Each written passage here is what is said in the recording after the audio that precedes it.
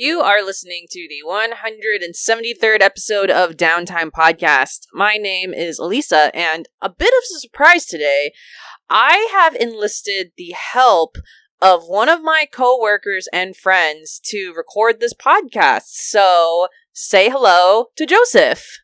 Hey, oh my god, it's so great to be here. I feel like this is RuPaul's Drag Race and I'm like the guest judge. Or the lip sync assassin. I don't know. Maybe both? I think both. Also, so, Joseph, for context, I started this podcast, Downtime Podcast, almost 5 years ago with my coworker at my very first job. So my co-host and friend's name is Jeremy. And for full disclosure, Jeremy's on vacation right now, which is why I am hosting this with Joseph, who is now my current coworker. And a lot of the times when we have these podcasts and one or the other cannot be there and record, usually Jeremy has a whole list of guests and co-hosts that can be on an episode and he can record with, whereas me, I record often solo by myself, which is not because I don't want to have a guest or anything like that. It's because I have the most erratic schedule. And, you know, Joseph, it's kind of whack. So, yeah, we have no work-life balance. Yeah, there is no work-life balance. So when Jeremy's gone and I have to record by myself, sometimes I'm straight up recording at 11 at night because it's the only time that I have free. And it's like, oh, I can do this right now. So that's why I tend to record podcasts solo when Jeremy's not here. But today, Joseph, I'm glad that you're here. Thank you. I'm glad to be here. Yes. So Joseph, this is your first time on the podcast, so feel free to introduce yourself, what you're all about, and tell the listeners what types of games you play. Yeah, my name is Joseph. I feel like this was like RuPaul's Drag Race. It's like the first episode. My name is Joseph. I'm 25. I'm from San Francisco. And I came here to slay. Oh, no. Yes. Much like Thor and the Hulk, Alyssa and I are friends from work. And I met Alyssa like my, first week working at ILM. And we've just been friends since. Alyssa also was my carpool buddy for pre-pandemic times. And Alyssa was like the last person I saw like before we went into lockdown. I know, because like the last yeah, you were the last person I saw for and then I didn't see anyone for like a month and a half besides my boyfriend. You see, the thing is, who would have thought that when I dropped you off at your apartment, that was the last time that we would ever see each other for a while? Yeah, I was like, yeah, it's like summer break. See you guys in 3 weeks when the pandemic is over. And then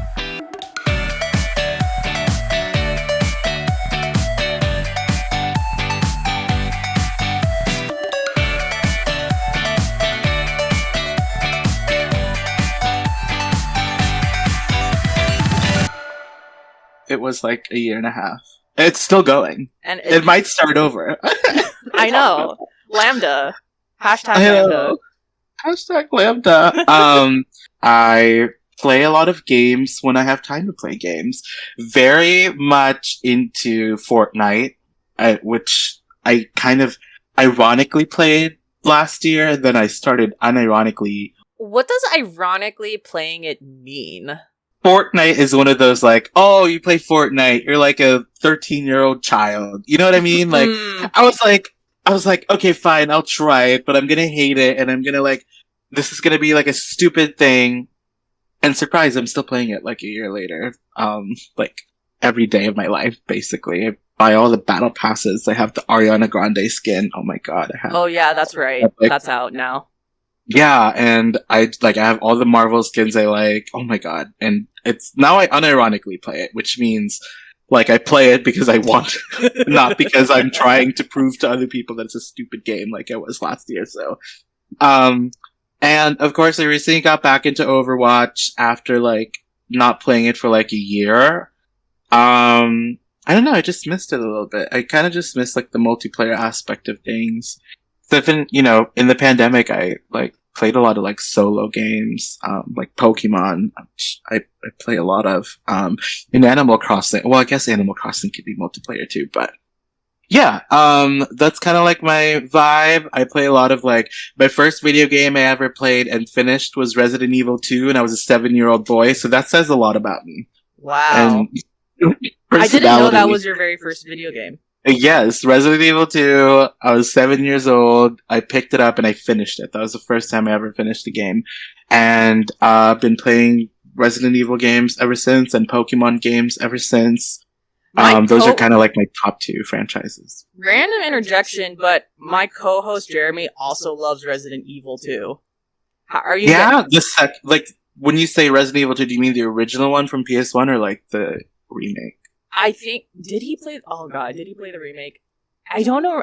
I don't remember right now if he played the remake, but he does like Resident Evil 2.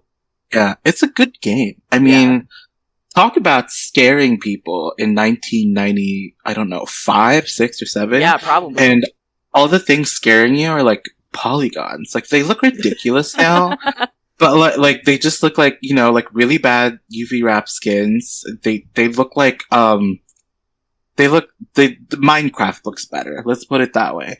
But like back then, that was scary. Like, you know what I mean? Like, games has evolved so much, and now like the remake of Resident Evil 2, it's like, it's insane. I'm at the same level of scariness, if not more, playing the remake. And yeah, I honestly play a lot of Capcom games. Resident Evil, Devil May Cry, Dead Rising, the Marvel vs. Capcom games. I know you're a Tekken person. I don't. Okay. I mean, and you're right. I am more of a Tekken person. Yeah, Tekken X Street Fighter was like the closest I got to playing. I mean, Street Fighter X Tekken, which I think they're still working on a Tekken version of that, which is weird because it's been like almost a decade, but it's been a very long time, and as one of those people waiting for the Tekken version of it, I'm just like, where is it? It's never coming out.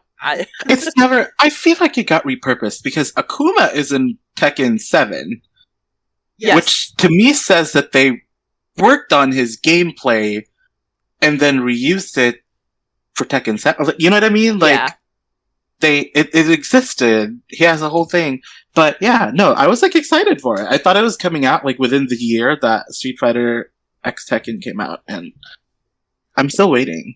One thing I think about is the command list for Tekken is a much more broader list, and you can have maybe 60 plus moves for a character and a lot of combos, versus Street Fighter, you're limited to maybe less than 10 moves and not that many combos. So if you're, for example, bringing Ryu or Dalsim to a Tekken setting, you have to add more moves and more commands as well, which they might be struggling with. I don't know.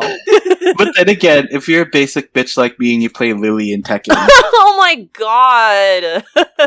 There's 5 combos, you just do it over and over, you do your little twirls, and you do your little kicks, and you do your little cartwheels, and then you flip your hair. It's very true. And that's what I do. There's a reason why Lily is one of the most popular Tekken characters of all time, and her combos are solid, and you really only have to memorize, like, 2 things, and then that's it. So... Resident Evil 7 is also really weak, in my opinion, though. Did you play the VR version? Because I know that version came to VR. The PS VR version? Yeah. I mean, when it came out, I remember there was like one stage, and it was just like, it was weird. Like, it didn't give me the ooh-ah-ah sensation, as Monique Hart in Boss Drag Race says. It's just kind of like, it was okay. It's just, Tekken 6 is my favorite Tekken game. Let me tell you why. What was that mode called? What was that mode called where there was like a story, scenario campaign? That was so fun. Like, I don't know if you know what I'm talking about, but that's like when it's like a 2-player part and it's like Lars and Alyssa. Oh, was like, yes. Okay, I remember that.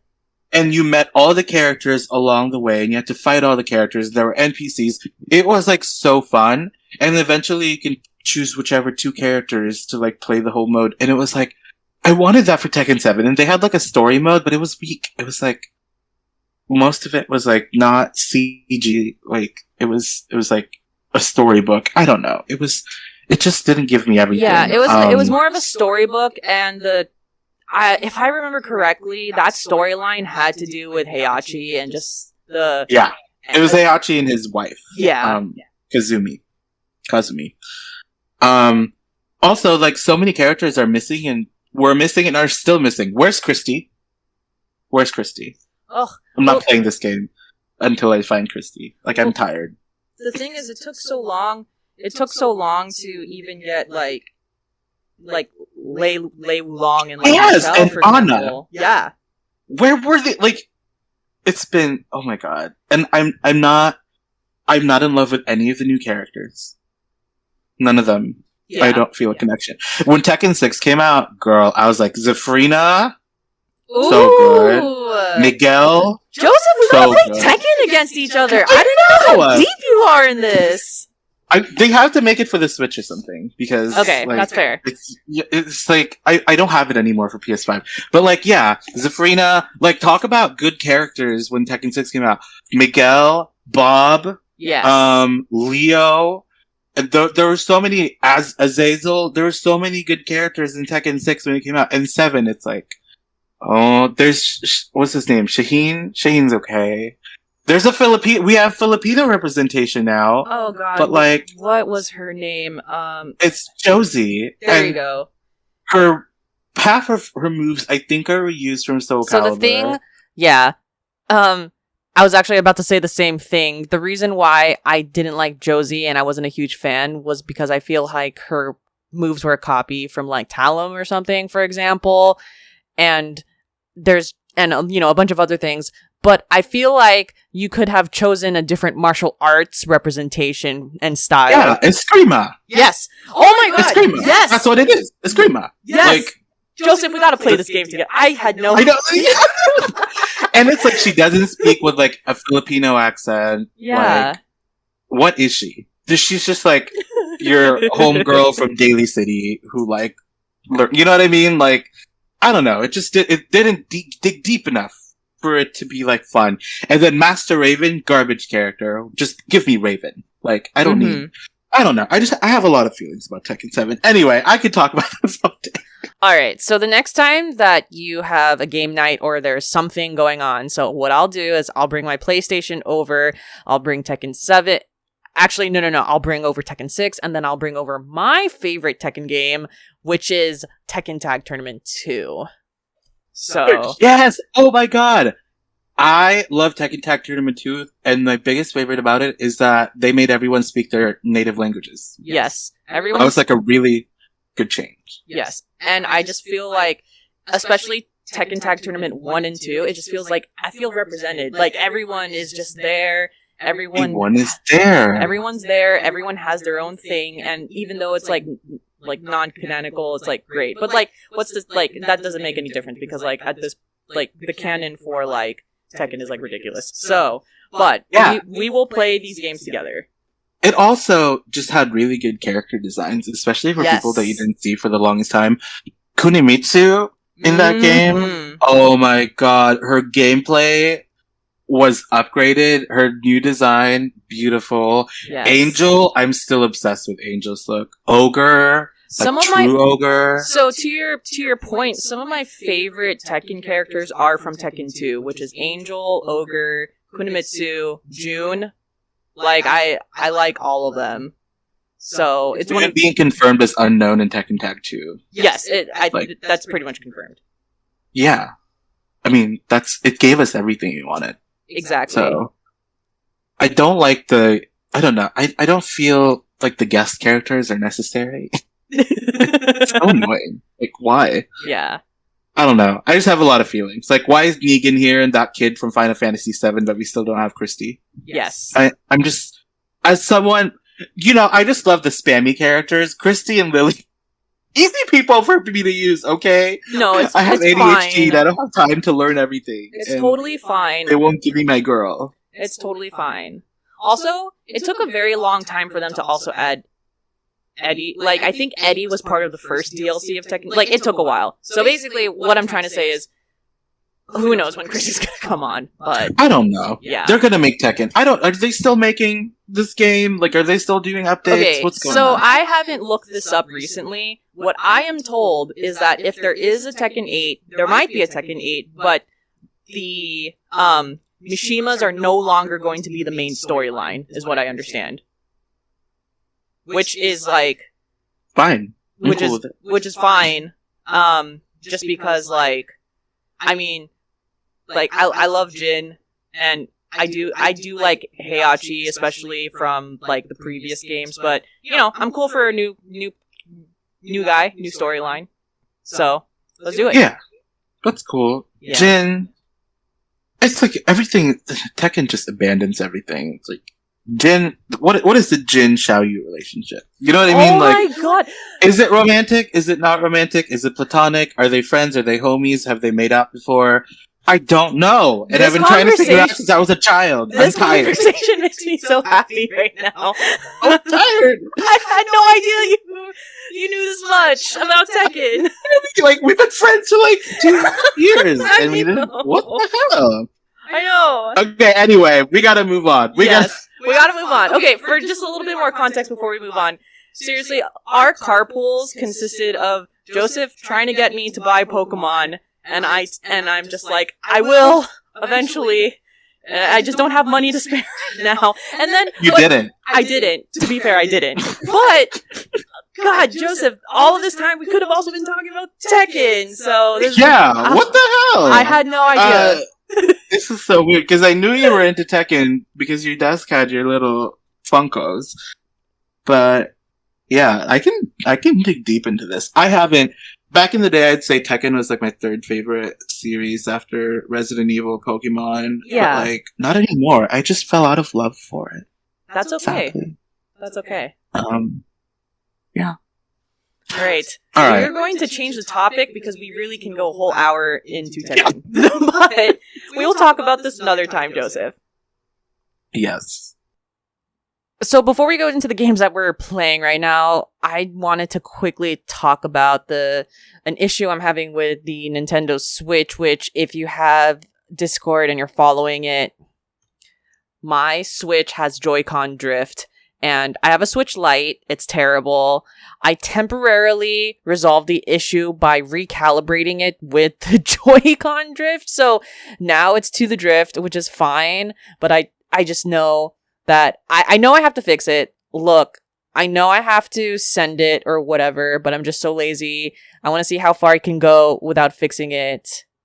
And yeah, I just got my Switch like last year. Actually, no, not last year, but 2020 of 19. And then it's a light. it's a light. So basically if I do, because the thing is you can't just do a Joy-Con repair and just send the Joy-Con. I have to send the whole Switch to them, and then they either fix it, I guess, or they send me a completely new Switch. So I don't know. It's just which I mean, like, is fine. I'm just too lazy to do it, which means I have to get a box. I have to just like do all this stuff. So basically, I'm just kind of like, let me see if I can finish Neo without having to do this whole repair, and then I'll repair this after Neo. I finish Neo. So yeah, that or just, I mean, because you have a Switch Lite, and I respect that. I love that. Because, you know, it's cute. They have fun colors and it's very portable. But you don't have the experience of like docking your Switch on the TV. It's so fun. Don't, but I am like, I've talked about this before on the podcast, but like, for me, my portable devices, like, really is just like a portable device. Okay. Yeah. And it's like, eventually when I go into the office, like whenever I have to go into the office, sometimes I take the train, which is why this is really like a useful one for me because it's smaller than a regular Switch. You whip your Switch out on the train? Yeah. On the bar? Oh. Girl. I got my ways. So what you have to do is you sit by the window and you just make sure that like eventually like through one of the stops that someone sits next to you, And then you open up your backpack. I play the Switch inside of my backpack, if that makes sense. So it's like, okay. I don't have the Switch, like, out, and I'm just like, here I am playing it. It's like, yeah, I'm like, it's in my backpack. So that makes sense. I was gonna say, like, girl, yeah. you were out here fully flexing your, no, fully showing Not KK even. Slider out in here. I'm like, you're crazy. I would not. I don't even like pulling out my Switch in the office because I'm so scared. I mean, no one's gonna go to the office, but still. When I play Switch in the office, it's at the cafeteria when I'm like on my lunch. So honestly, I don't mind people. The thing is, when I'm at lunch, I don't mind you seeing me play my Switch. I'm trying to beat a game right now. So I used to bring my Switch because that's what I would do while waiting for Sense. Yeah, like, it's exactly. And you're waiting at like 10 p.m. Pull out your Switch, catch some Pokemon. It's a great way to spend time. Exactly. Yeah. But I'm sorry you have the drift. It's okay. Like I said, I'm playing this game called Neo: The World Ends With You, and I'm trying to I think it's a quick game. It feels like a quick game. I don't know if it really is, but I'm gonna try to finish that. After I finish that, then I will return my Switch to get it repaired. So I've never heard of this game. I'm looking it up right now. This looks fun. Cool. Oh, is this old? So, it's new. So this is the sequel to a game called The World Ends With You, which came out in 2007. And I never played the original game. So I'm just only playing the sequel, which is called Neo: The World Ends With You. And honestly, I feel like you didn't need to play the first game to play this one because I'm perfectly fine right now. It's related to like it's Square Enix, and it looks very, very Kingdom Hearts. So it shouldn't be surprising that Square Enix often uses the same battle styles and systems across their games. Yeah. This is a little bit, so it is fantastical in that way, but it is a little bit different. So it's like, so the gist of the game is you start off with two main characters and they're friends, and their names are Rindo and Fret, and they're part of this game called the Reaper's game. And so what that does is, so they live in Tokyo, and in Tokyo, they become part of this world where no one can see them, but they can see everyone around them and read their thoughts. So it's like these two characters become psychics in this world called the Reaper's game. And then with these psychic powers, you can like read thoughts and all of these things, and then you defeat enemies. And this might be a spoiler, so spoiler alert. Spoiler alert. This was so the game plays out in days, similar to Persona 5, or just the Persona game. So it's like each day is like a different mission.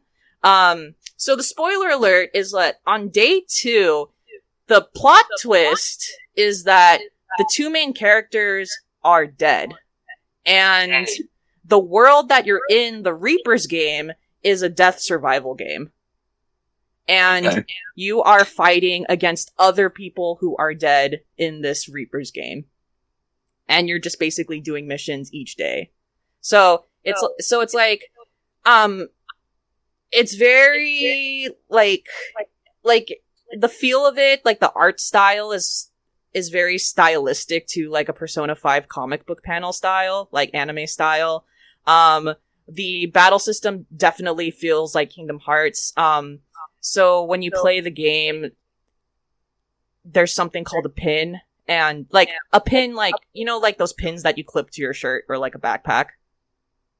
So it's like you collect pins after defeating enemies, and each pin represents a different attack.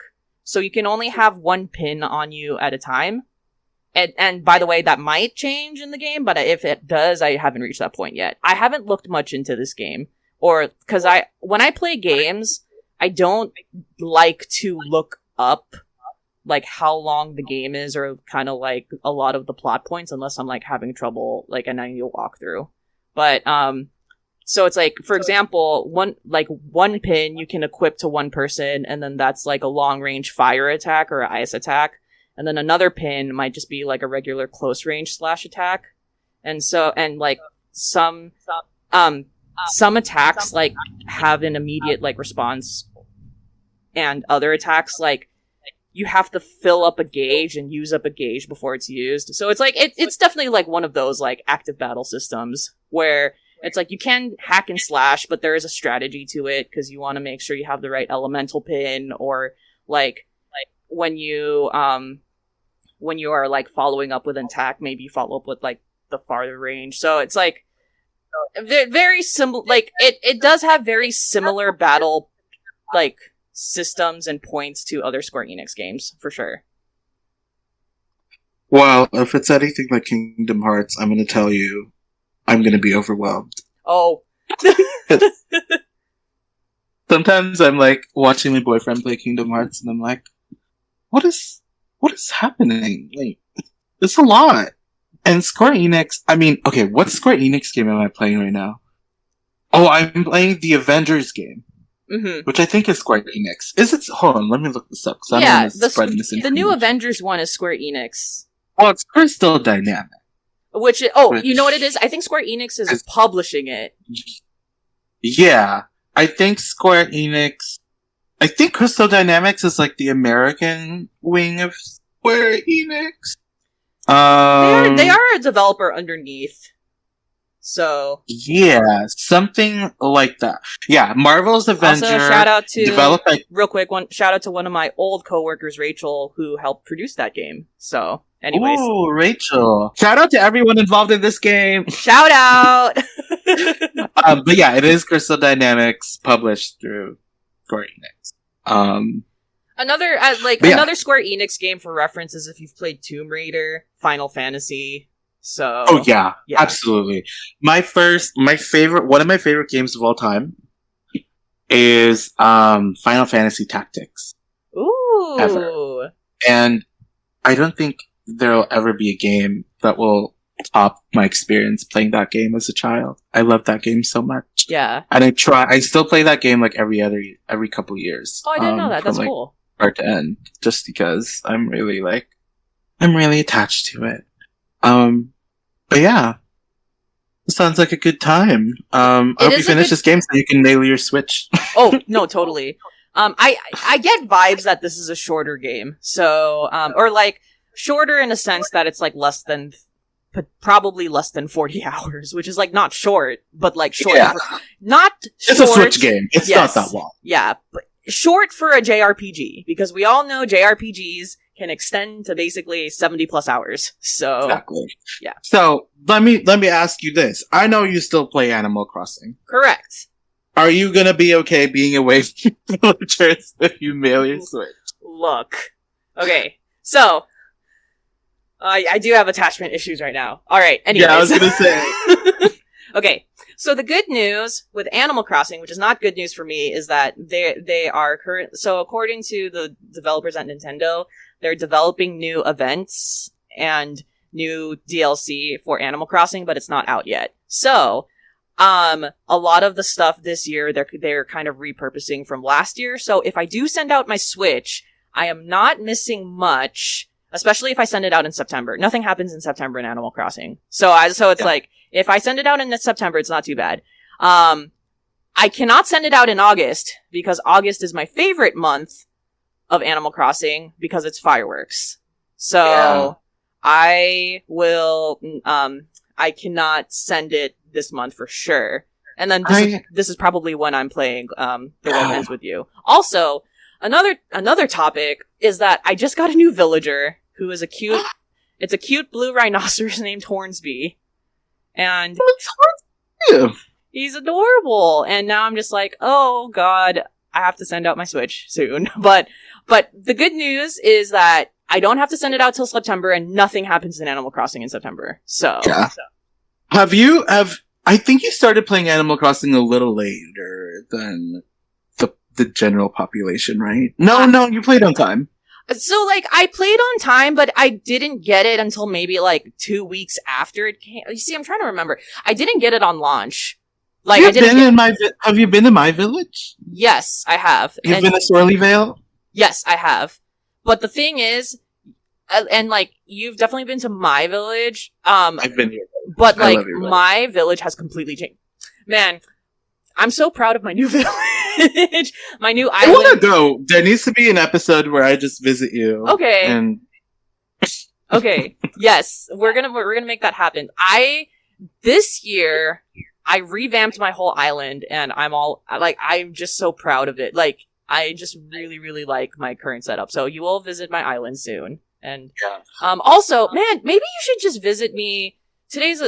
Maybe visit me sometime next Sunday, because I have Olympic fireworks. Like, I made fireworks specifically for the Olympics.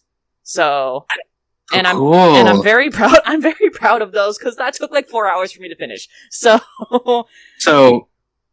here's my thing with Animal Crossing. yes, I love Animal Crossing so much. Like, it got like so many people. It got me through the pandemic, and I love every single one of my villagers. My island, Swirlyvale, I'm really proud of it. We have like a market. We have like a beach market. I have an entire RuPaul's Drag Race like set with like my runway. I'm pretty sure I visited your runway before. Yeah, I have my runway. I have my like workroom. I have my Untucked Interior Illusions Lounge. I have like a Jurassic Cafe. I have, oh my god, I have like a beach. I just have, I miss Animal Crossing. And the thing about it is like, I want to have a castle now. I built a castle. That was like the last project I did. The thing about Animal Crossing now is like, every time I go back, it doesn't spark as much joy as it used to. And all my villagers yell at me for not being there, and it just makes me like sad. And then I just like, oh, here I go. I have to pluck out all the weeds, and like everyone hates me, and there's all these things that I miss now. And it's like, I guess I'll just like totally like play, but then like, I don't know, I just lose it. It doesn't bring me as much joy as it used to, which is really sad.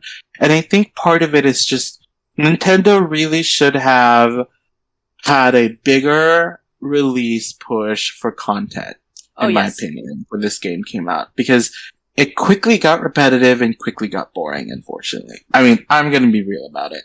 I love Animal Crossing. My favorite villager of mine is Apple. Apple is amazing. Who's Apple? Apple is or like what the animal little... is Apple? Apple is a hamster. She's a pop star. She's a little red hamster. Okay. Yeah, I have Apple. I also have Raymond, which... That's a cat, right? Everyone loves. Yeah, one everybody loves with like the different eyes. Yeah, I have Raymond. I have Apple. I have Raymond. I have Stitches now. Okay. Everybody I have like a lot of popular people. I am trying to get... Oh, for the love of God. I am trying to get Stitches. Stitches is my birthday villager. I've been trying to get Stitches for so long, and it just hasn't worked out for me. But one day I'll get Stitches. It's just so annoying. But I would offer Stitches. I also love Stitches, but I don't even play this stupid game, so I feel bad hoarding all of these people. No, there's like, don't feel bad. My birthday villager is Midge. Mitch? Midge. Okay. But I don't think... Is Midge in New Horizons? I don't know if Midge is in New Horizons. I'm not sure. Maybe she is. But yeah, we share a birthday March 12th. But yeah, Animal Crossing is so fun. I really miss it, and I really wish it was exactly how it used to be, but it's so dry now.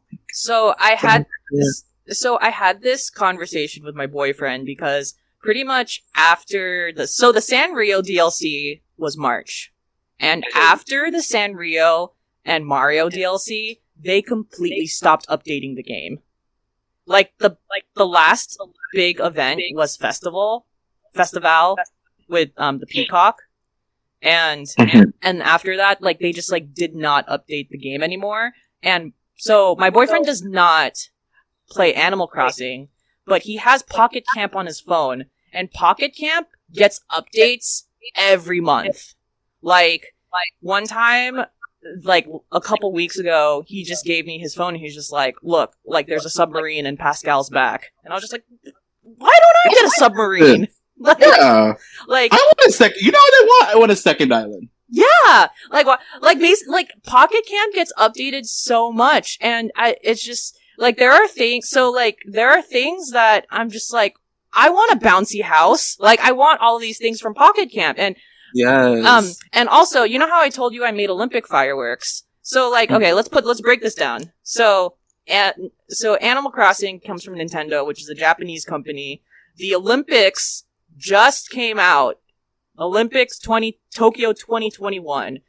Of all the possible add-ons or updates you could have for Animal Crossing, how could you not have an Olympic update? Oh, no. Nintendo has been dropping the ball on so many things lately. Yeah. Yeah. It's really a Nintendo thing, which is unfortunate. Yeah. So apparently there was an announcement where they were like, we're making new updates for the game. And it's just like, I hope so, because like, we haven't gotten anything since the Mario and Sanrio updates. So, yeah, it's very frustrating. For me personally, I actually still enjoy Animal Crossing, but that's also because, I'm a sim game person. Like, I just like, I can easily go back to my sim games, and it's just like super, therapeutic for me. I'll always go back to just regular The Sims, like Sims 4 or 3, or I'll go back to Animal Crossing, or I'll go back to Stardew Valley. Like it's like that type of stuff is like just like very like second nature. Sims is fun. I just wish Sims was multiplayer. Oh, I don't know why Sims is not multiplayer. I mean, well, for one, I always get. Yeah. I was about to say, I feel like that's like the direction we're probably going to go into in The Sims 5. Like, there's going to be a multiplayer option. So, that's what I anticipate. It just feels like that's what the next level is. I get that. Yeah. But yeah, I completely agree with you that Animal Crossing basically, like, dropped the ball this year by not having updates, which is crazy because, like, first of all, like, you had the Olympics. Like, this was the most obvious possible thing that you can do, and you didn't do it. So, I don't know. Yeah. I think at the end of the day, we just need... My friend always keeps talking about this because I'm a Pokemon person. Yes. And Nintendo and Game Freak are just so...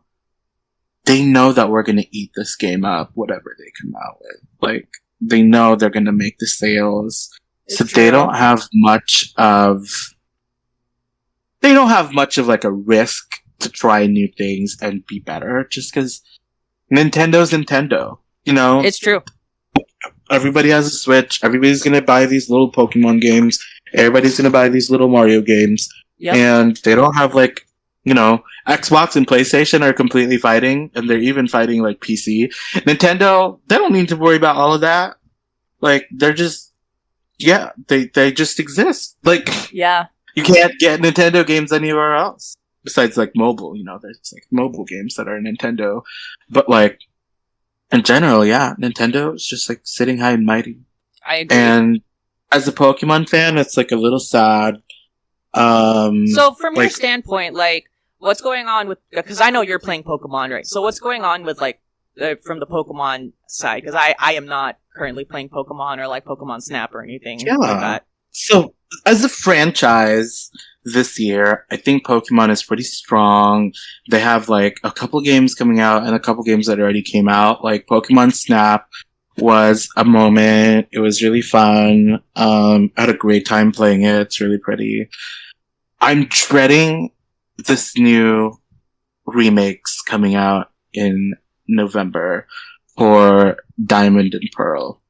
So if you don't know, Generation 4 of Pokemon, and you can fight me, okay? You can tell me where you are. I will post up if you don't agree with me. You can fight me if you're listening to this. Generation 4 of Pokemon is the best. Period. Just out of curiosity, is that the reason why why there is a remake for Diamond Pearl? Is that overwhelmingly the most popular generation? They've had remakes. So, like, the first remakes they ever did was for the Game Boy, I think Advance, when they did Fire Red and Leaf Green, and then they did like a Gen 2 remake from Heart Gold and Soul Silver during Gen 4. So during Gen 3, yeah, so during Gen 3 they remade Gen 1. During Gen 4 they remade Gen 2. And then during Gen, I believe 6, they remade Gen 3. So now we're on Gen 8, and they're naturally remaking Gen 4. Mm-hmm. But the thing about it is, they have two things coming out that has to do with this region. They have a really faithful remake called Brilliant Diamond and Spatial Pearl, I think? Or maybe Celestial Pearl, I don't know. But Brilliant Diamond and Spatial Pearl coming out.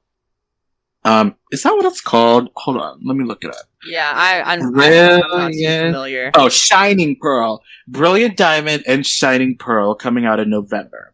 And then they have this other game called The Legend of Arceus coming out in January. So, here's the thing about the Sinnoh region. The Sinnoh region in Gen 4 was the first ever region of Pokemon on the DS.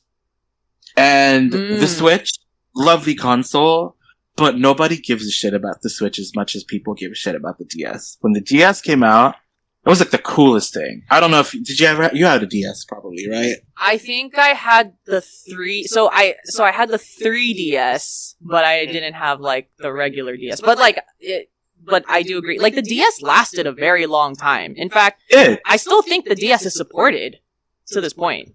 Yeah, I think there's still some games on it, but like it just was like so big, and it lasted like, I don't know, in Pokemon years, it lasted like 4 generations. 4 generation 4, 5, 6, and 7 were all on the DS.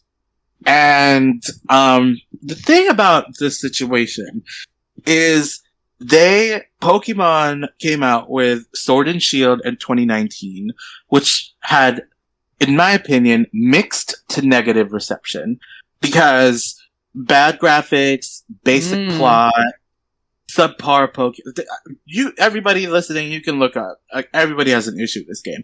I don't have a big issue with this game. I like this game, but it didn't give me. I wasn't living for like all of it as much as I was living for like other Pokemon games. Okay, but I still liked it. So a lot of Nintendo and Game Freak had a lot of backlash because it felt like a half-baked game. So, Brilliant Diamond and Shining Pearl. We all knew the world has been asking for Sinnoh remakes because it's a beloved generation and it's a beloved region with a great plot. Basically, the Sinnoh region in the Pokemon world is where like the creation plot of the world takes place. Also, it's like, I really liked the Diamond and Pearl anime at this time too. Yes, also me. I love Dawn. Like, I just love. It is undoubtedly the best region and the best lore. It's just like I said, it's like the lore and mythology behind it it's where life started. It's where the first Pokemon was born. His name is Arceus, or their name is Arceus. They created the world and they created all Pokemon, yada yada yada. It's really cool. So if you like big mythology things, that's awesome. So everybody has been asking for it for a long time. Like, I want a Diamond Pearl remake. I want a Diamond Pearl remake. And Pokemon finally was like, we're gonna give you this Diamond Pearl remake. But there's a Diamond Pearl remake coming out in November. The issue with it is that it is a faithful remake. And what I mean with that is that it's literally the game, in terms of scale, is 1-to-1 with the original Diamond and Pearl game. Got it. So it's just a remaster. It's basically a remaster to Switch. It is a remaster. I don't think that it should be called a remake. It is a remaster because it's like the same like tile system, and I'm disappointed because it's like it also looks like. Do you remember that old game My Sims? Yeah, it looks like that. But it's like 2021.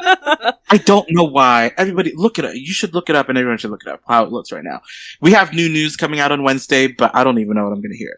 But it is terrible, and I'm disappointed, because, like, I wanted to see the Sinnoh region the way I saw Galar in Gen 8. Mm-hmm. Just, like, upscale, like, scale things, mighty and grand and beautiful with, like, modern architecture. I wanted, like, the remakes have always, like, embraced, like, the current thing that's happening. So, like, in Gen 6, when Mega Evolution came out, the remakes for Omega Ruby and Alpha Sapphire had new Mega Evolutions. This one, I don't think is even compatible with Sword and Shield. And also, it's outsourced. Another studio is developing it. just licensed from Nintendo. So okay. that's the remake. It's really disappointing. It looks ugly. It's the same game. Yeah. I don't think it constitutes for a remake, and everyone is like pissed about it because like this is not the region to be messing with people like this. So honestly, so my thing is at this point, if it's really just like you might as well just it's not even really a remaster. It's just like releasing the port on Switch. It's a re-release. Yeah, exactly. It's prettier. It's prettier, but like. I was literally this year, I knew that this was coming out because it was rumored for a long time. So anticipation was playing Pokemon Platinum, which is in the same kind of realm as Diamond and Pearl. Platinum was like the third one that came out that was like a better version of both games. So I was playing Platinum in anticipation because I was like, ooh, like I'm going to play this and it's going to be so nostalgic.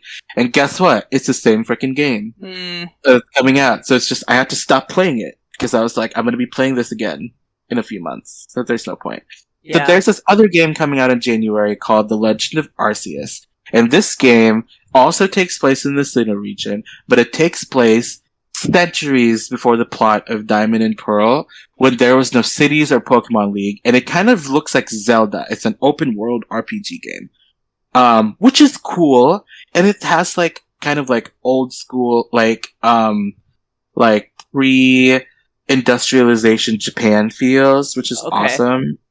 It was like before there was a Pokemon League, like all the Pokemon are like, there's like one city, all the Pokemon are like out in the wild, and it's breathtakingly beautiful, supposedly. And everyone's been asking for an open world Pokemon game, so this is it. Okay. The thing about it is that, like, yeah, we want this game, but it's like a Pokemon game set in the past. So it's like, we don't get to see the Sinnoh region as we see it right now, which is sad. Like, I just wanted to see it modernized and embraced in this current generation. And a lot of fans are really disappointed about, like, how they're handling the Sinnoh remakes. Because it's, like, no one asked for either of these games to come out. They could have just made what everyone was asking for, which was a modernized version of Diamond and Pearl. I don't know why they think they don't listen. And you know what? I'm not gonna sit here and pretend like Pokemon fans aren't toxic. They're a very toxic fan base. I will sit here and admit that. Like, there's no reason these 25-year-old men should be like threatening people with death threats, you know? Yeah. Which is something that happens a lot in the Pokemon community. But yeah, it's a mess. I mean, from a franchise standpoint, there was like a big issue happening this year when it comes to Pokemon cards. Like, scalpers everywhere were like buying and like selling Pokemon cards like 3 times the price of like store prices. And like Target had to like take all the Pokemon cards away and only sell it like at the customer service section and only on Fridays because people were complaining about scalping and like people would like literally like it's at the point now where you can't even buy them online because people used to like literally like stock like the trucks that would come in to supply like the Pokemon cards at Target and like stock employees as they were like stocking and immediately like haul everything, and it was bad. Like, it became like a safety issue. Like, people were actually not safe because of this thing, which is insane. So I just think Pokemon needs to like really fix a bunch of like, you know, across the spectrum, like fix your games, fix your card game, listen to your fans. So Jeremy is also a huge Nintendo fan. He also plays Animal Crossing, he plays Smash, and he plays Mario Party. And so across the board on all of their franchises, Nintendo just doesn't treat their fans well. But also, Nintendo knows that the fans will continue buying stuff, so that's why they don't really address issues. Yeah, exactly. Well, whatever. We're still, like I said, we're still gonna eat all these games up. Yeah. Yeah. It's a circle of life. It is a circle of life. So on to some gaming news. There's a few Lost Judgment reveals that are out. And Joseph, have you ever played the Judgment games or the Yakuza games? Yes, I have. Okay, so Lost Judgment is the sequel to Judgment coming out for the franchise on September 24th. And they've now released an hour of gameplay, or like they're allowing video game journalists and sites to play and show footage of Lost Judgment. And part of the reason why I'm talking about this, Joseph, for your context, is a lot of our fans of this podcast come from the Yakuza game and Yakuza game franchise. Some notable things about the gameplay: I did not watch a lot of it because I did not want to be spoiled, and I skimmed it just for a spoiler warning. Wow, they include a lot of cutscenes and plot, so just be careful if you're watching it. One of the more notable things that is not spoilerish is that they really went into the boxing game. So Joseph, in these Yakuza and Judgment games, so it usually revolves around a lot of gang and crime, and the basis of it usually has to do with the Yakuza, the mafia, of course. But then how they contrast the game is that all of the mini games are kind of ridiculous. So it's like you have like this really hardcore like crime storyline or super hardcore like gang storyline, mafia storyline, but then all of a sudden it's like your main character can go out and sing karaoke or play mahjong. Oh, okay. Yeah, so it's like all of the mini games and sub stories, like all of like the side plots are out completely the opposite tone of the main storyline. So one of the mini games that was added to Lost Judgment is a boxing game. So in the gameplay, the latest gameplay release, like straight up they went into the whole boxing mini game, and it straight up looks like Tekken. It's like a fighting game within the game. Like imagine, that sounds so fun. Like it's like straight up. I was like, oh my god, this is the type of stuff that this franchise does. It's like you have the game, and then within the game, it's like they add a racing game, or they add a fighting game, or like a bunch of like things like that. So if you ever play the franchise, Joseph, it's a lot of fun. I will definitely look into it. Yeah. And then the other last thing that I really like noted was that there's a part where Yagami, the main character, is like fighting people wearing white masks. And I don't know who the white masks are related to because I didn't want to get into like the storyline, but I was like, oh, the battle looked really cool there. It's a brawler style battle.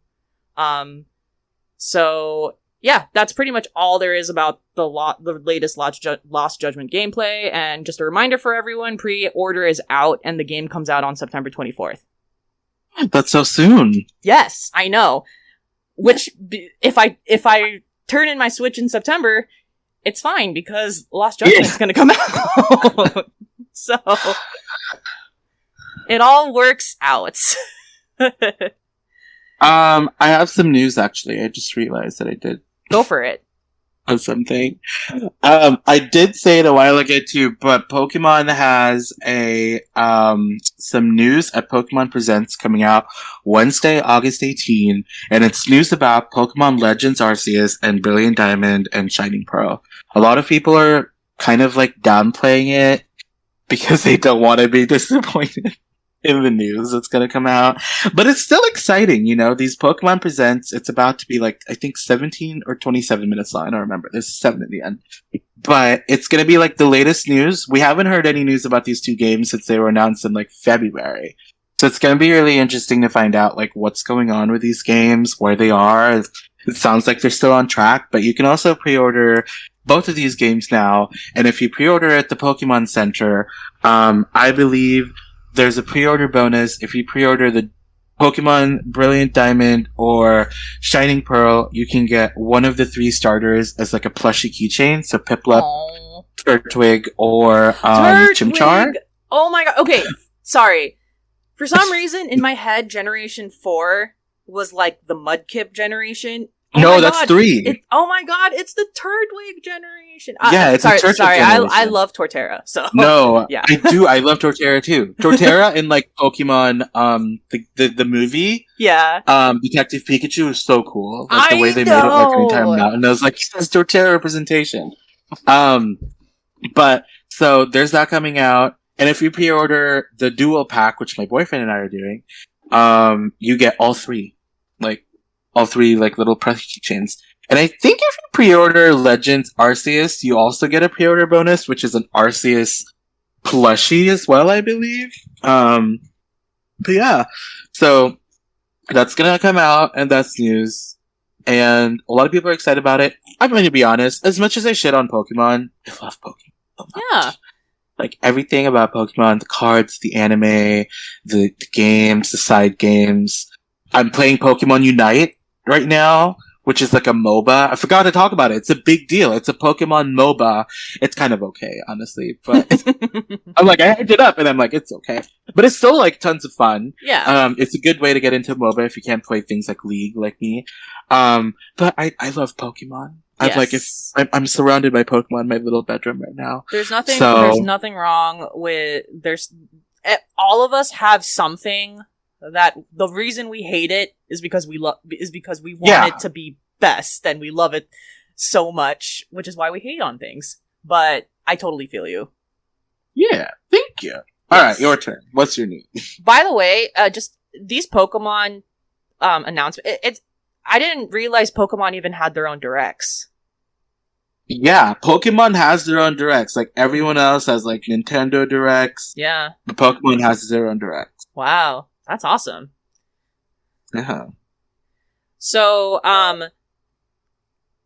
Joseph, have you ever played any of the Grand Theft Auto games?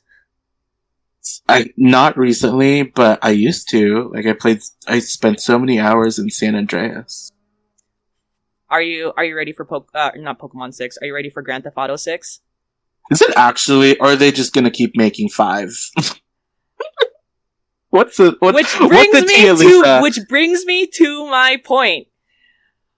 If you're ready for Grand Theft Auto 6, you're not gonna get it, because we're getting remasters of every PlayStation 2 Grand Theft Auto game.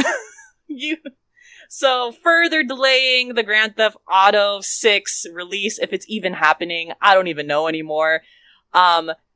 So they announced that, or this is not announced, but it's a very strong rumor that they're remastering Grand Theft Auto 3, Vice City, and San Andreas. San Andreas is actually my personal favorite Grand Theft Auto game, too. Only when I played.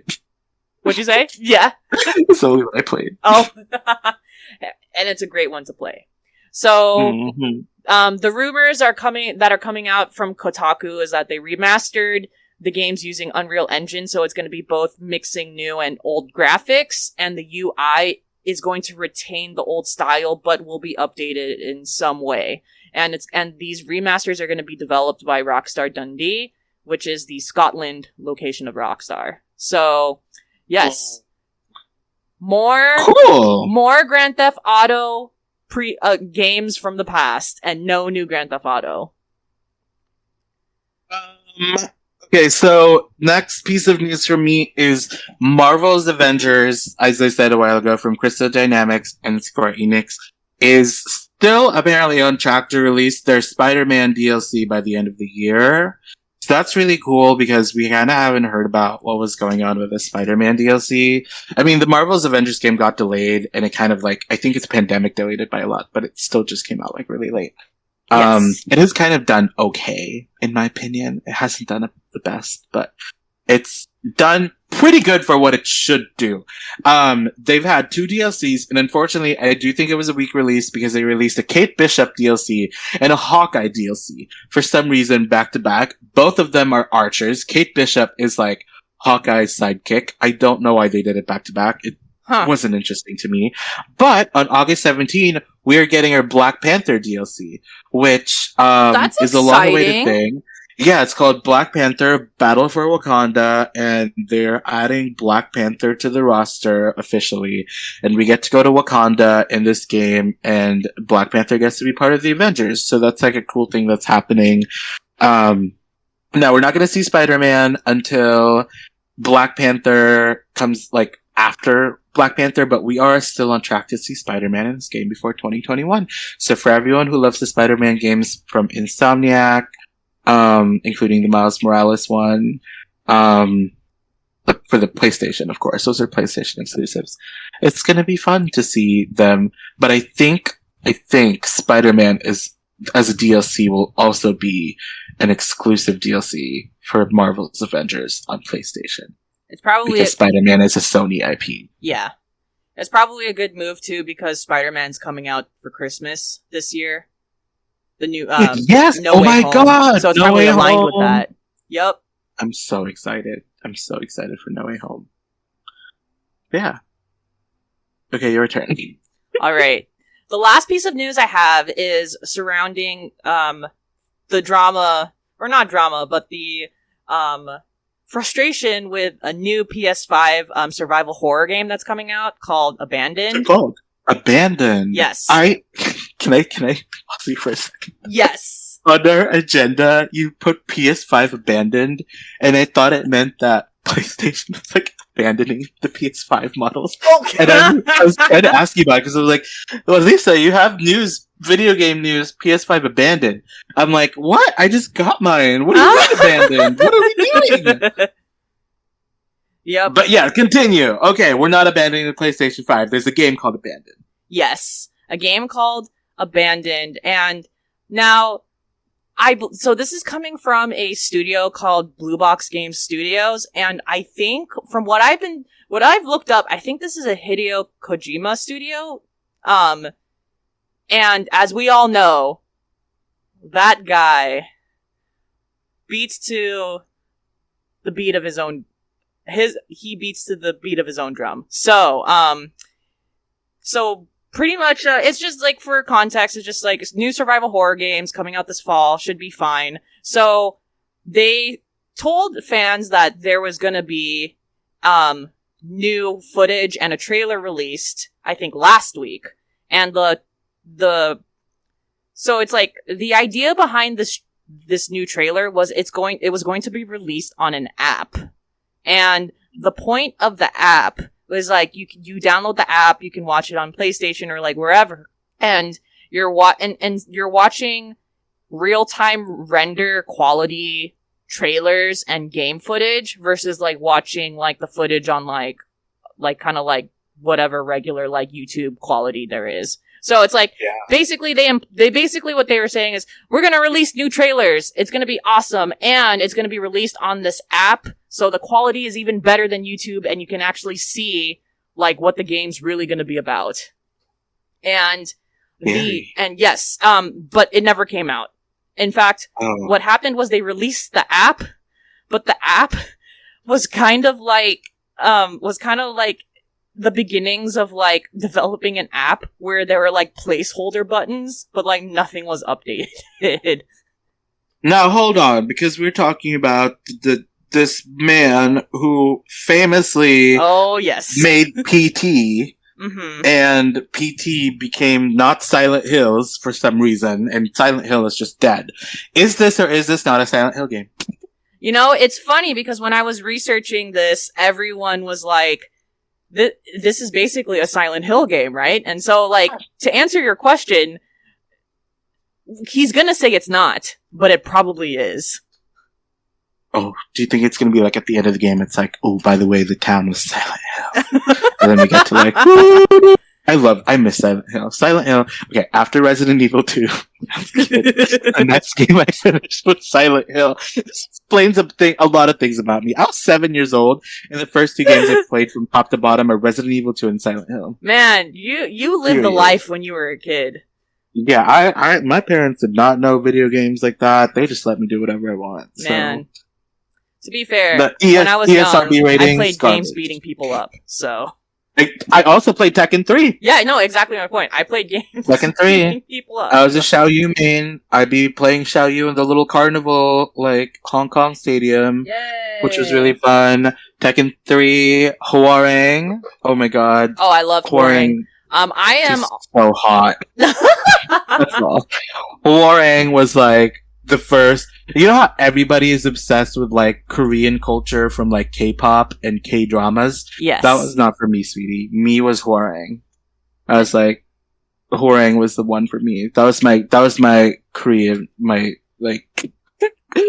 phase of learning. I, like, did Taekwondo for, like, 2 years because I loved Hwoarang. Yes. That's how much I, like, love that character. And to be fair, he's a very good-looking character. And also, like, the Taekwondo, I just loved playing with Hwoarang. Like, for me, I'm mostly a King person. Right now, King and Steve Fox. But I do love Hwoarang, and I love his battle style. Honestly, Hwoarang is one of the most reliable people in Tekken Tag as well. Like, he's a very good, parry, and a very good, person to kind of, switch out, to finish out your combo. Oh, yeah. Yeah. JC is also another character in Tekken Tag 2 that I, love and miss. JC had a good gameplay. Okay, we're gonna talk more Tekken again. Yeah, next time! Abandoned! Yes. Did you finish your thought about Abandoned? Oh, basically, this is becoming the new Kanye. This is the Kanye West Donda of the video game generation. Oh no! Yeah, this is what's happening this year. For music, you have Kanye West's Donda, and then for video games, you have Hideo Kojima's Abandoned. So, all right. Yep. So that's basically what this is. All right, let's do this. So, for any listeners who want to ask a question, we will talk about how to do it at the end of this podcast. So question number 1 comes from Hooded Dude, and so he asked me a question about the Korean drama Stranger, but what I had to do was I had to pull his original question from a couple months ago, because he asked this question when I was on vacation, so I didn't so it's like this question was directed to me, but I was on vacation, so I think Jeremy answered it. So now I'm answering his original question. So, I know you are big fans of Asian media in general, and Alyssa has been to Korea, so have you watched the Korean drama Stranger on Netflix? I've just started it yesterday, and it's very good so far, giving me strong judgment vibes, as the main character is a prosecutor with a sense of justice. I recommend checking it out if you haven't, and a general question of what is other good Asian media out right now. And this is from Hooded Dude. So let me answer this question first. Yes. No, I haven't. Okay. Thank you. Your turn. Thank you, Joseph. You're welcome. So, yes, I have seen Stranger. I've seen both seasons, and it's one of my favorite K-dramas, especially of the last 5 years. It's a fantastic show, and for people who are looking for a crime drama, this is definitely a really good one. And just to kind of go more into it, the premise of the show is it's about a prosecutor, and his personality is very cold, and a detective, and she's more empathetic, and both of them have to investigate a murder. And the part of the twist of the show is that the main character, who's the prosecutor, has this trigger hearing issue, and so he had surgery for it, and the surgery basically changed him, and then now he's pretty much he's very basically devoid of any emotions, while the other detective is definitely kind of more emotional. So you have two foils, and they're both trying to solve who murdered someone, and it's a really good show. Just for some context, because we like to talk about the country context, even especially with Judgment. So in Korea, because often in the United States, the prosecutor does not really investigate a crime. Obviously the prosecutor investigates a crime, but it's more from the standpoint of there's detectives who have all of this material. The prosecutor is working with someone, and then someone gives the prosecutor all the material, and then the prosecutor works for it. Where in Korea, the prosecutor and the defense attorney, and basically, if you're a lawyer in Korea, you're also a detective. You can even go out to investigate as well. So they're much more hands-on in Korea. So that's one of the things that you'll notice when you watch Stranger, and you might think it's kind of different. Well, I'm speaking only on behalf of the United States, but that's the kind of context of oh, why is this lawyer doing so much? So that's why. Cool. Yeah. Well, what is good Asian media out? I'm gonna be honest, I'm not very in tune with a lot of Asian media out. But in terms of me being like a My Hero Academia person, I've been liking the season so far. It's really good if you want to check it out. That's the closest I can get. For sure. There's an anime question later, too. Oh, shoot. Okay, well, I take that back. I'm gonna save that answer for later. later. You can say it. You're totally fine. Also, a lot of listeners here watch My Hero Academia, so. Oh, cool. Welcome. Good. Yes. Good. You're in the right place. Perfect. For more suggestions of kind of like something like Stranger that's more in the law crime detective route, there is a detective time travel drama. It's called Signal, and if you hear the name, it's usually like categorized as one of the best Korean shows of all time. And there's like honestly a reason for it, and it truly is one of the best shows that they've put out there. And like I highly suggest watching that if you're interested in it. And for another TV show, it's called Beyond Evil, and it's just another good TV show that kind of focuses more on like the main characters and what they need to do to kind of like play like the game so that they can solve a crime. So it's like kind of like everyone's corrupt around them, but like the main characters realize they kind of need to play the same game so that they can figure out like what they need. So I also really like that show, and that's why it's called Beyond Evil, because like the two main characters go beyond evil to solve a crime. And yeah, so that's a good one. And then for movies that are in the kind of like the crime route, I suggest the movie Memories of Murder. It's a very good one. So, and then also in general for Asian, like kind of live television, Jeremy and I have definitely talked about this before, but there is a show called Alice in Borderland that is like one of the best TV shows I've seen in a long time. And that is a Japanese show, but it's very, very good. And, I think we even had a spoiler cast on it, which you can go back to. But yeah, those are like kind of like the current live action TV shows that I can suggest. And just on the topic of Asian media, we have a question from Jeremy, who's on vacation, but was glad enough to drop a question for you and I. Have you watched Kim's Convenience? What did you think? And regardless if you watched it or not, how do you feel about the writers not including Asian Canadians and Korean Canadians in the writers' room? So, Joseph, let me just give context to this, because I think this question is directly based off of something that happened recently. So, so the whole, I think what this writer question comes from is, her name's Jean Yoon, and Jean Yoon plays the mom of Kim's Convenience, and she talks about how, recently, so Kim's Convenience is officially over, but like the last couple of seasons have like been rough for a lot of the actors on the team because they've been like culturally inaccurate and overtly racist storylines. And just like for additional context, the series has two main writers, which are Kevin White and Ince Choi. And Ince Choi is Korean, Kevin White's not Korean. But when the show started peaking and getting popular, there was a power shift where Kevin White kind of became more of the showrunner of the show. To the point that Ince Choi, who is the Korean Canadian writer, left the show. And this is basically the main mom character speaking out that pretty much one of the main Korean writers of the show left just because there was like a struggle with the writing. I'm assuming, of course, favoring like Kevin White.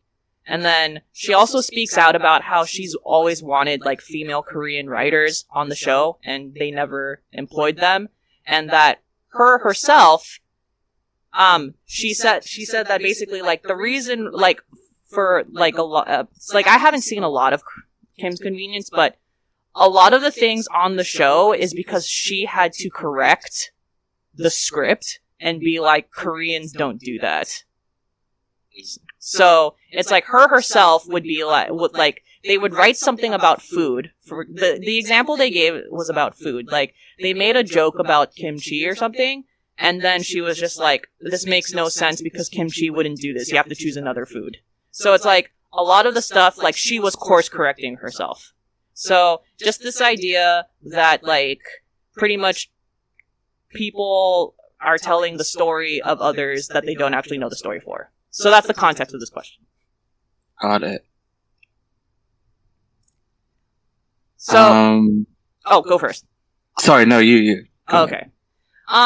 Just in general, it's not surprising that it kind of, that it would go in this direction. Just, I mean, like with what we've witnessed with, like, the entertainment, you know, what's currently in the entertainment industry.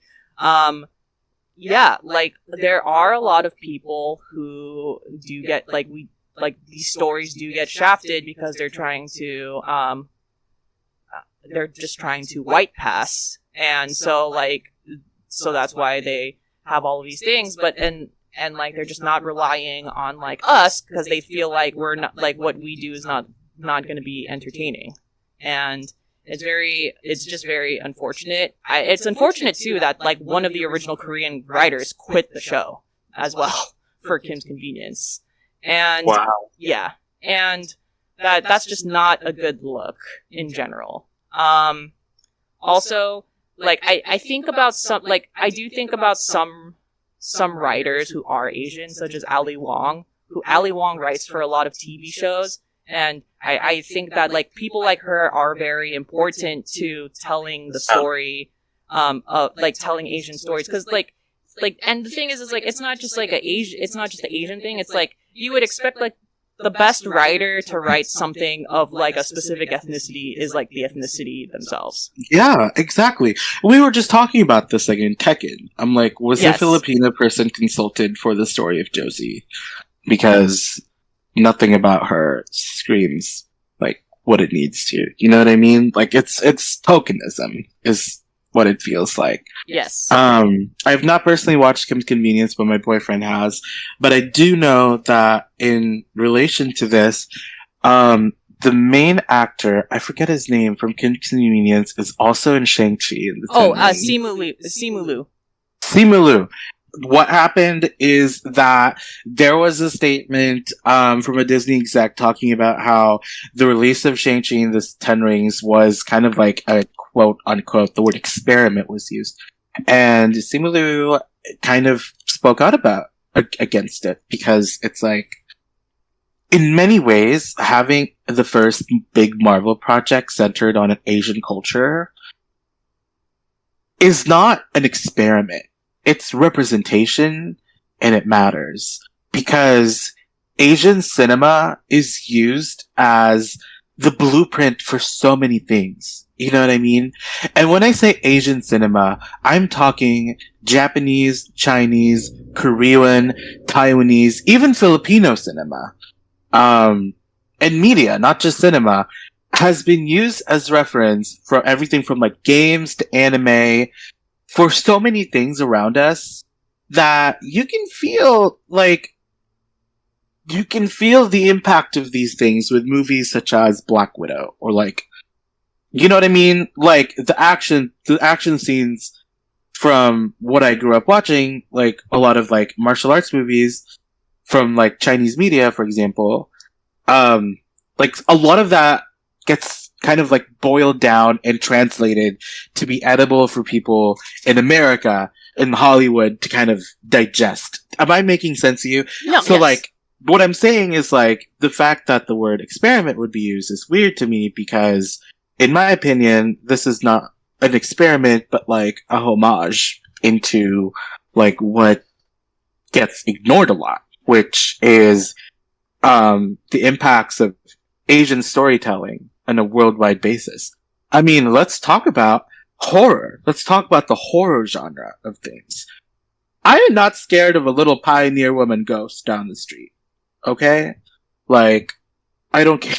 You see what I'm saying? Like, but once you put in, like, a woman in white with long ass hair, and I can't see her face coming out of a well, I'm running for my life. And that is a story that has inspired many things in Western media. It has inspired many creatures and characters and other things that's going on. And it's kind of set the tone for modern horror cinema. Yet every time it's adapted to like the Hollywood Western market, it tends to be mediocre. So I think the thing is, like, people treat things like telling Asian stories, like Kim's Convenience, as like quote unquote experiments. Instead of like, we should be putting money into this and representation into this and writers into this and time and dedication to like put it out because it's a story that should exist and should happen rather than like a subculture experience for a niche genre of people.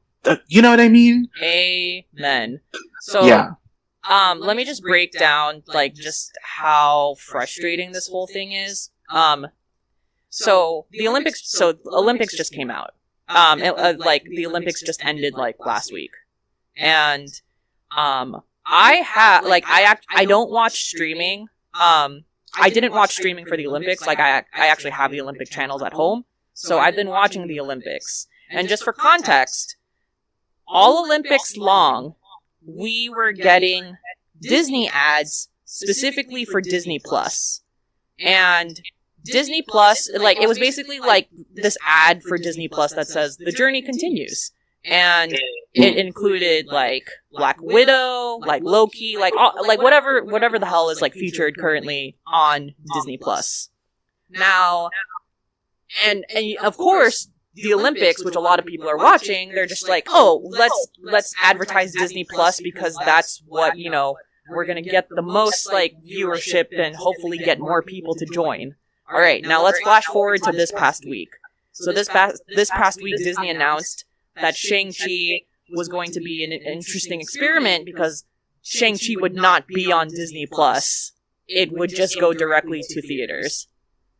And it's just kind of like, internationally, not every country has opened up their movie theaters yet.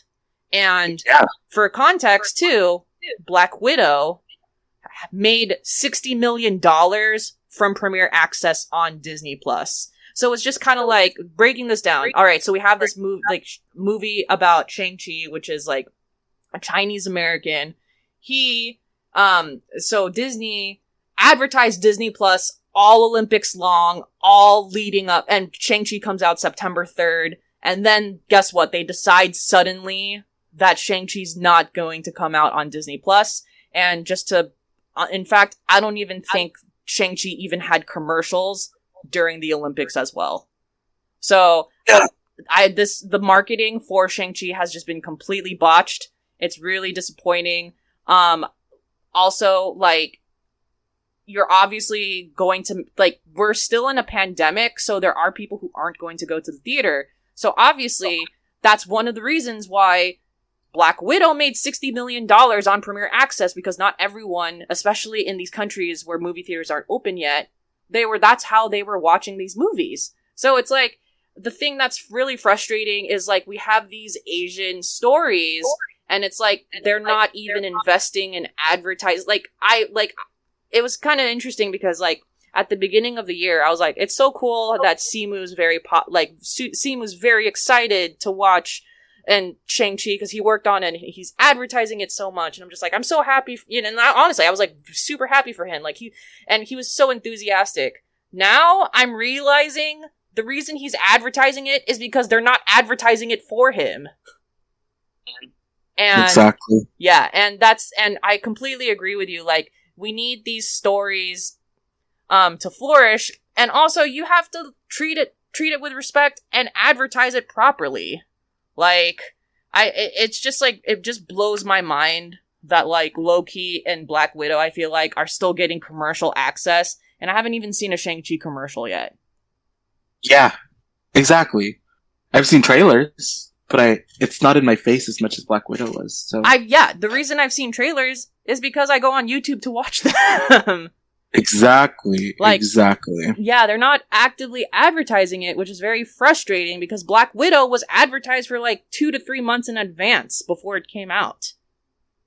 And it's just very, it is very unfortunate. And, you know, as a you know, this is the type of stuff that I care about, and, you know, I don't have like a huge position right now in a like that, or, you know, that can even like affect this change, but I will always continue talking about it because like this is the thing, like there's representation, but the point of representation is not just showing the stories of like us struggling or like the stories of our history. Representation is also showing just our regular stories, showing us as superheroes, showing us going on a girls' trip, showing us like you know, like having like romance, like these are all stories that need to be told. Yeah, absolutely. I mean, at the end of the day, like, visibility is so important. If I saw people who were like me growing up, like, my life would have been changed so drastically. So yes, I agree. In ways, like, it's kind of crazy that, like, it's weird how I feel like, I mean, obviously, like, it wasn't perfect, but there was a lot of Asian content in the 90s. And then in the early 2000s to, like, 2015, it, like, severely dropped. And I'd say, like, one of the only prominent, like, Asian things that, like, kind of came out during that time was Avatar. The last Airbender Avatar, not, you know, blue people, but yeah, but yeah, needless to say, I'm very disappointed with the way that Shang-Chi's being advertised right now. I know. Yeah. All right. Well, but I was going to watch it in theaters anyways, and obviously, like, there are people who are immunocompromised, like, or have, like, you know, they don't want to take their kids because, of course, their kids are under 12, like, you know, and also, like, Florida's crazy, so I totally get it. But, yeah, Disney, like, released this shit on Premiere Access. Like, this is BS. So. Exactly. Yeah. Put it out there. Put it out there. And rant. And rant. And rant. Yes. Alright, what's next? Alright. Now, the next question is also from Hooded Dude.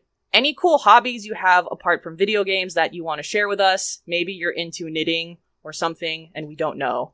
So, plot twist, I am a knitter. I knit hats. Hats are my specialty. I don't knit, like, I haven't, like, broadened my, like, talent to, like, knit sweaters or whatever, but I do knit scarves, and I knit hats, and I like making different pattern hats. Joseph, maybe I will make a hat for you for Christmas. Yeah, make me a little hat. Yeah. I honestly would love that. Or, like, make me, like, little plushies. Oh, man. Okay, I legit want to get to that level, so... Yeah. I'll experiment with that. Let's go! Yes! So, yes, I do knit, and then just some other stuff I do is that I also like to hike, and, right now, I am learning kind of like to, like, long distance run more leisurely, and so what I mean by that is, like, actually, like, try to, like, run, like 10 miles, but it's, like, not, like, a struggle. Like, it's, like, I'm basically, like, trying to get my mile, like, it's a long-term goal, but I'm trying to get my mile down to, like, 7 minutes, which would be a miracle if I ever got it at that level. I have it at, like, on a good day, I have my mile time at 9. On average, it's usually, like, 10 minutes, but I am trying to, like, I do like running, which, like, I know a lot of people don't like running, but I genuinely really like running, so I'm trying to improve that. And another hobby is I like looking up random architecture, because I don't know why. Architecture is one of those things that I'm really into, like, especially world architecture. It started off because in college, I took, like, a random GE for architecture, ended up loving the class. So now, like, I actually pay attention to, like, house builds and, like, all of these things. It's one of the reasons why I also really like HGTV. So, yes, that's all for my hobbies. Joseph, what are your hobbies? Well, when I'm not gaming, I'm usually doing my podcast, which is called It's Our Culture. And, we've been we're kind of between seasons right now. So, that segment's pretty low key. But I'm also a photographer. My photography account is at Joseph's Picks and Chill on Instagram. I do a lot of like artsy, like kind of magazine-esque photography. That's more of my vibe with people, and kind of like sets, if not sets. There's a clear concept and vibe and like look to it. I'm also an amateur artist. My Instagram for that is at Joseph's Doodles. I like to just draw like little cute things like Pokemon. I'm not like trained at the art of it. I remember like that one time during like our shutdown, like you were just like, anyone want a picture? And I think like by the time I saw it, you were like no longer like accepting pictures, and it's like, damn it. Yeah, I like doing it. It's just like, I mean, that time I was like doing like $5 commissions. Yeah. And I was like, at some point, I was like, I had 4 weeks worth of work ahead. And I just had to like stop because it was like a lot. Oh, totally. But I opened it back in October, and in October I did $10 commissions, and half of it went to a nonprofit called Gladio. And I donated, like half of it, and we raised like $200 for Gladio through commissions. I might do something like that again in the future. I don't know. Well, we'll see. I am drawing like a few things right now. I'm kind of trying. One thing that I'm not good at is I can close my eyes and draw like a woman easily. Like, I like drawing girls, probably because I'm gay, and it's like my favorite characters growing up were like Nina Williams and Xiao Yu. Like, it's just easy for me to conceptualize drawing like a bad bitch. But like, I don't draw a lot of guys, so I'm kind of like drawing guys of different body types. And yeah, I'm just like learning to draw boys. Cool. What else do I do on the side? I like, as a hobby, I guess, besides like board games, I love to. I have like a decent big collection of board games that my boyfriend and I play a lot. And yeah, it's kind of like that's a little bit more about me. Very nice. Next question is from Dave97. What is your opinion on 2D side-scrolling games costing $60? Since Metroid Dread's reveal, this has been a huge debate online. So side-scrolling games are fun. Yes. The graphics, in today's date, amazing.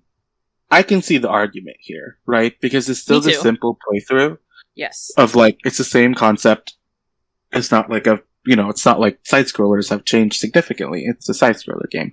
However, it's more of a niche to me than anything. It's kind of like, that's just how it is. There's not much you can do about it. Yeah. It's more for like the nostalgia and the gameplay to kind of like feel what's going on and, like understand the level design of like this I don't want to say long forgotten. There's tons of side-scrollers that have come out. But to be frank, I think it's fine. If it's a $60 game, $60, in my opinion, reflects how much work was put into it. That's my main point, actually, too. Yeah. Yeah, like, people gotta eat. Yeah. Like, we work in media. We work in, you know what I mean? So it's like, people gotta eat. Like, these people need to get paid to do it. So it's like, I'm not super salty about $60. If you don't want to play the game, that's totally okay. Like, not everyone has to play everything. But like, if people put in enough work for this game to be a $60 game, and that is what it is to me. Yes.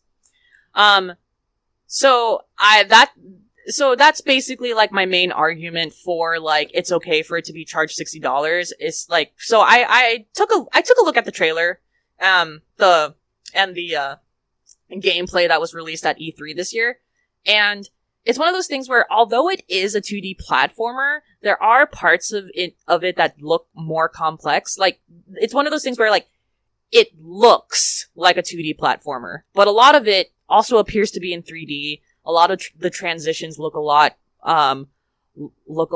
more than just like a 2D, and so it's one of those things where the way that it was developed, it really might cost $60. And to that argument, I feel like it's valid where if you feel like the amount of work put into it is $60 and that it's like, I don't know how long Metroid games usually are, but it's like, you know, if it like equals that amount, then I feel like there is no problem with it being $60.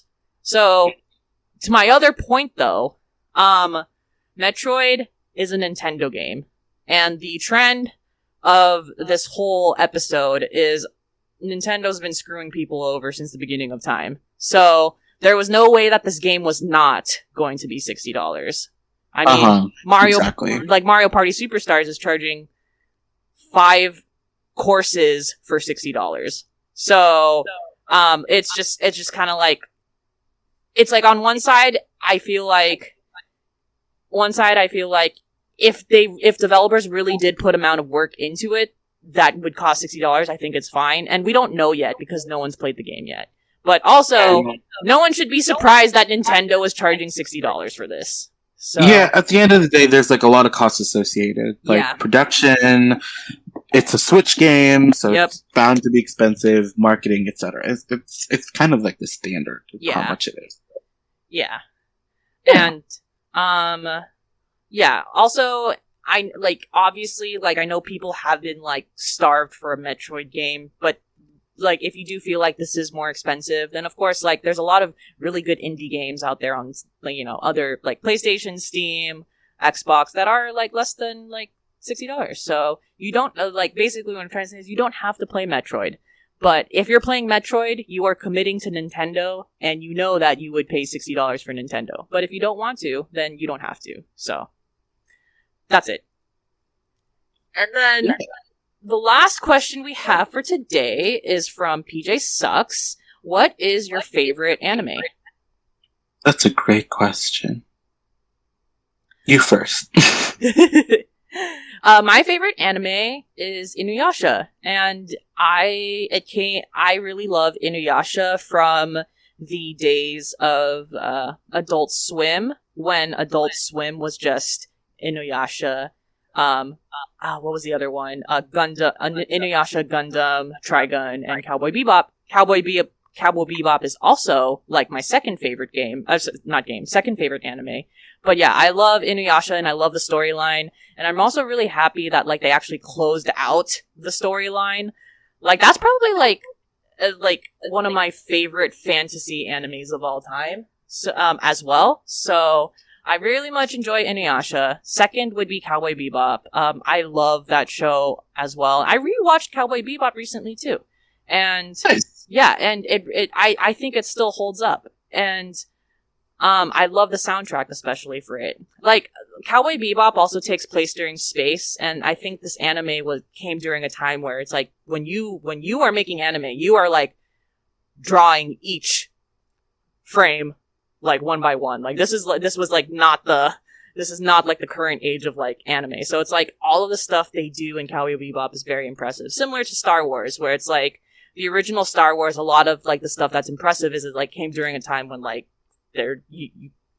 they were figuring out how to do that shit. So I also like Samurai Champloo, which is from the same I think like showrunner as Cowboy Bebop. And I like Kuroko no Basket, which is a basketball anime.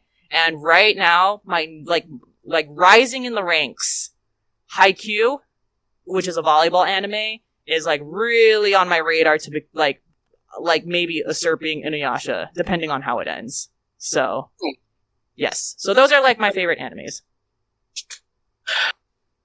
The anime that like kind of like brought me, I guess, into anime growing up was the original Yu-Gi-Oh series. Yes. And Pokemon, I guess. Like those are like the two things.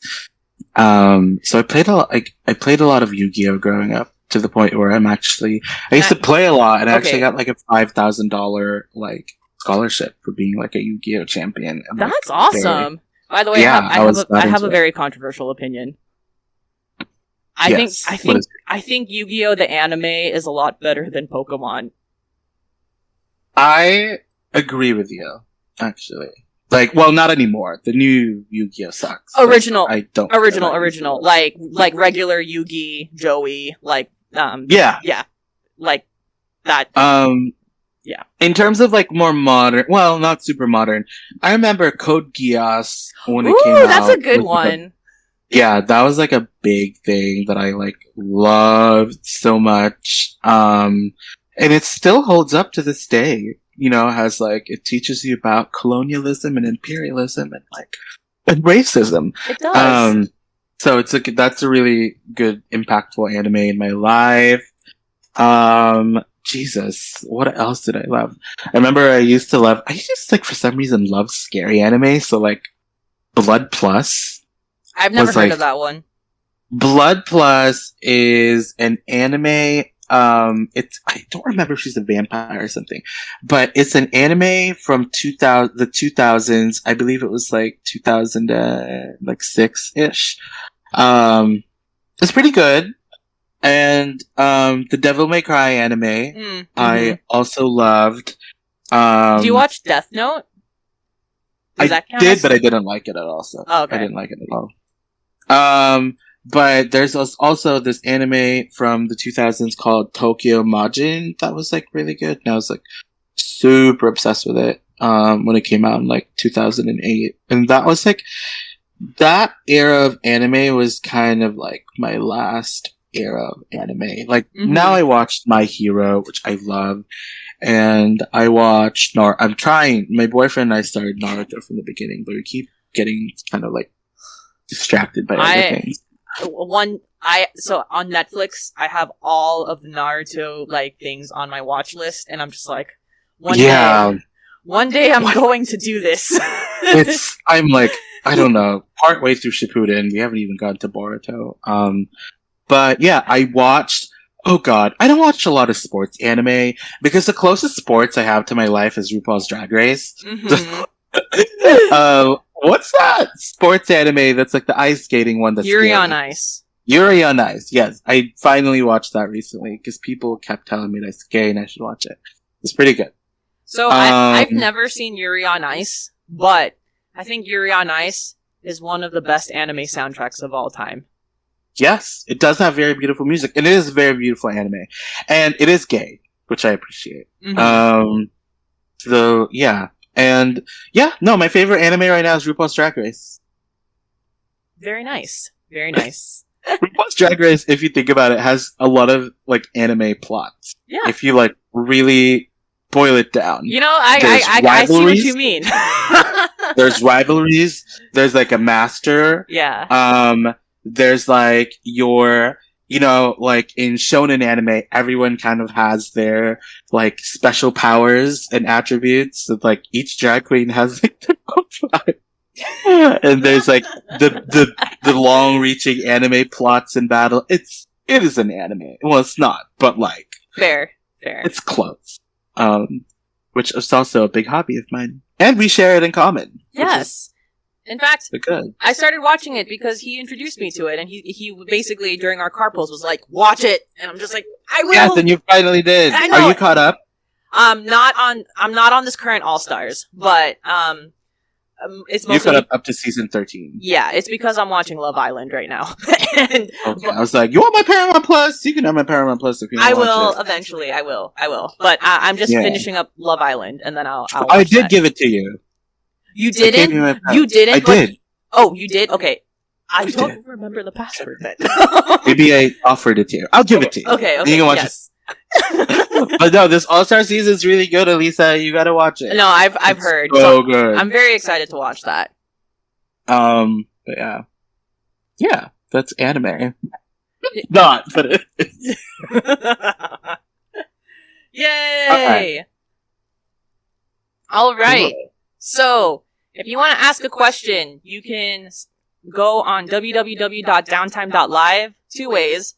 There is a form that you can fill out, or on the website, and going to be in the show notes, there's a link to the Discord.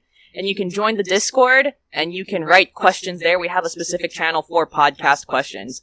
You can also email us at contact@downtime.live. You can also leave a comment anywhere where we have the podcast. So YouTube, like Stitcher, like anywhere where you can comment. If you go to it, then we will answer the question there. We also have a Twitter, which you can ask us questions there too. And if you listen to this podcast on Apple Podcast, we will read your review. So go ahead and write us a review and we will read it out on the podcast. And Joseph, thank you so much for joining me in this episode. It's really nice to talk with a guest because, like I said, I oftentimes have to record these videos by myself because my schedule is so not the business. So I appreciate that this works out. Yeah, thanks for having me. And yes. Feel free, I will guest on this podcast as your co-host at any time. We get out basically at the same time. I was about to say, you're the only person who my schedule works with. So. Yeah, so if you want to record at like 1 a.m, talk about video games, girl, I'm down. Thank you. You just let me know. Thank you. Now, before we end this podcast, Joseph, do you have anything that you want to say, like any handles that you want to mention? Go for it. So I also have my podcast. We're called It's Our Culture, and I have it with my best friends, Nay and Dom.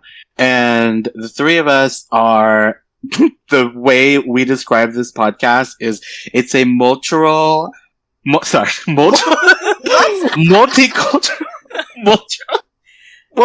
You just made a new word. You made a new word.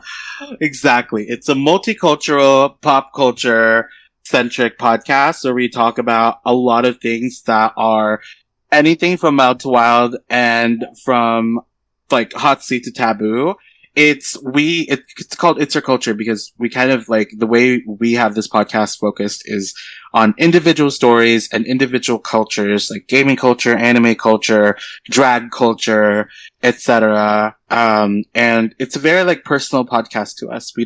We have like, a lot of our listeners and our demographics kind of like appeal to people of color who are millennials.